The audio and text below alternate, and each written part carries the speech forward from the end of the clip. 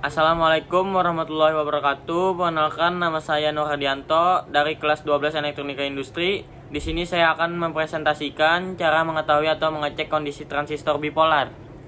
Transistor bipolar merupakan komponen elektronika yang terdiri dari 3 lapisan bahan semikonduktor yang berjenis PNP maupun NPN. Transistor dibayangkan seperti dua dioda yang terhubung membelakangi back to back. Saat diuji atau dicek dengan multimeter, hasil pembacaan resistansi rendah didapatkan bila ujung probe yang berwarna hitam atau min dihubungkan dengan basis bertipe N pada transistor PNP, dan ujung probe yang berwarna merah atau plus dihubungkan dengan kaki emitor. Hasil yang sama resistansi rendah juga akan ditunjukkan bila ujung probe merah plus dihubungkan kolektor dan ujung satu probe-nya min tetap terhubung basis. Pembacaan hasil resistansi rendah ini disebut bias maju, dan hasil resistansi yang begitu besar ini disebut bias mundur.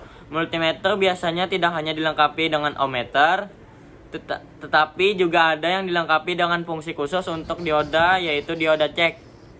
Jika multimeter terdapat fungsi ukur khusus dioda, maka menggunakan itu akan lebih baik daripada menggunakan ohmmeter. Dengan itu, pengukuran khusus dioda bisa mengetahui tegangan maju yang sebenarnya pada persimpangan PN. Pada transistor NPN, tentu saja hasil pembacaan multimeter akan sebaliknya, karena kedua persimpangan menghadap ke arah lain. Hasil pembacaan dengan nilai resistansi rendah akan didapat bila probe multimeter ohmmeter yang berwarna merah atau plus tersebut berada pada kaki basis yang bertipe positif. Ketika kita mengukur dengan dioda cek, maka akan mengetahui kalau tegangan maju basis emitor sedikit lebih besar dari tegangan maju basis kolektor.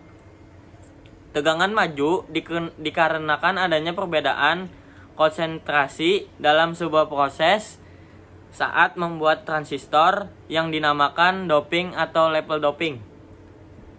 Sebuah panah diagonal yang berwarna abu-abu menunjukkan arah aliran elektronika melalui emitor ke basis. Arah aliran elektron ini masuk akal karena elektron mengalir dari emitor yang bertipe N ke basis yang bertipe P, bias maju. Pada persimpangan atau sambungan basis kolektor ada masalah yang lain. Arah aliran elektron ini jelas menunjukkan bias mundur, karena elektron mengalir pada basis yang bertipe P menuju ke kolektor yang bertipe N. Kenyataannya, pada persimpangan atau sambungan PN yang normal tidak akan membiarkan arah elektron mengalir pada mode bias mundur, setidaknya bila tidak ada perawatan arus yang signifikan. Akan tetapi pada transistor yang jenuh menunjukkan kecilnya perlawanan terhadap elektron. Hal ini dapat dibuktikan dengan nyata lampu itu. Jelas sudah kalau fungsi transistor tidak bisa digantikan dengan dua dioda yang dihubungkan seri secara back to back. Perhatikan gambar berikut. Ini adalah gambar cara kerja.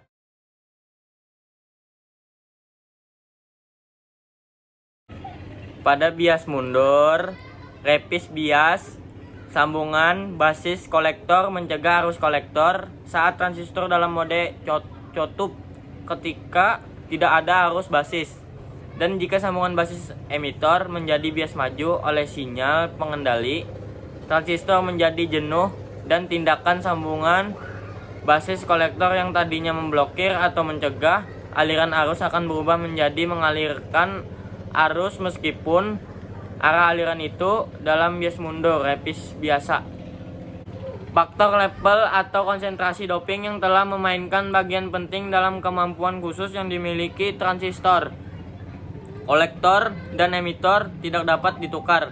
Sebuah transistor hanya digambarkan sebagai dua sambungan PN yang back to back, atau hanya sebagai lapisan PNP atau NPN yang polos. Mungkin akan tampak seolah-olah kedua ujung transistor dapat berfungsi sebagai kolektor. atau bisa juga sebagai emitor. Kenyataannya transistor tidak seperti itu. Kolektor dan emitor tidak dapat ditukar, meskipun dalam kenyataannya lapisan emitor ataupun kolektor terbuat dari bahan atau jenis doping yang sama, baik N atau P. Namun emitor dan kolektor tentu tidak sama secara identik. Sekian presentasi dari saya. Mohon maaf jika ada yang kurang jelas. Wassalamualaikum warahmatullahi wabarakatuh.